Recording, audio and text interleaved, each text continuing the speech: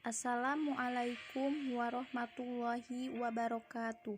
Perkenalkan, nama saya Parda Silvia Pratama dari Fakultas Keguruan dan Ilmu Pendidikan Universitas Juanda Bogor, Program Studi Pendidikan Guru Sekolah Dasar Reguler A3.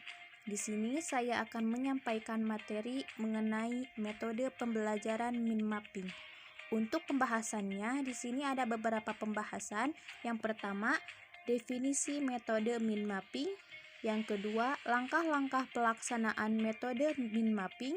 Yang ketiga, kelebihan metode mind mapping.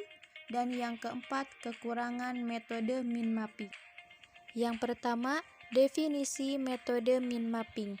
Menurut Kamus Besar Bahasa Indonesia, mind mapping atau yang disebut peta pikiran, yaitu peta yang berarti gambar atau lukisan pada kertas dan sebagainya, gerak-gerik dengan menggunakan tangan dan sebagainya.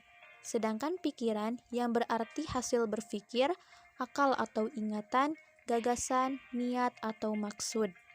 Menurut pendapat Sani 2015, metode mind mapping merupakan salah satu cara yang digunakan pada bentuk kegiatan pembelajaran yang diterapkan untuk melatih cara berpikir peserta didik.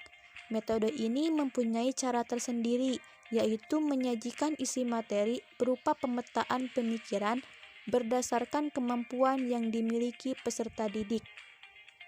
Dapat disimpulkan bahwa metode mind mapping adalah sebagai suatu kerangka penyimpanan dan penuangan informasi yang telah didapat peserta didik ketika pembelajaran berlangsung dan mengajak peserta didik berpikir aktif. Yang kedua, langkah-langkah pelaksanaan metode mind mapping. Setiap metode pembelajaran pastinya memiliki langkah-langkah. Begitu pula metode pembelajaran mind mapping. Menurut Sani 2015, bahwa langkah-langkah metode mind mapping adalah sebagai berikut. Yang pertama, guru menyampaikan tujuan pembelajaran yang ingin dicapai. Yang kedua, guru mengungkapkan konsep atau permasalahan yang akan ditanggapi oleh peserta didik. Yang ketiga, membentuk kelompok yang anggotanya 2-3 orang. Yang keempat, tiap kelompok mencatat hasil diskusi. Yang kelima, peserta didik membuat peta pikiran berdasarkan alternatif jawaban yang didiskusikan. Dan yang keenam, peserta didik membuat kesimpulan dan guru membandingkan sesuai konsep yang disediakan. Selanjutnya, kelebihan metode mind mapping. Sebagaimana metode-metode pembelajaran yang lain, metode mind mapping juga mempunyai kelebihan.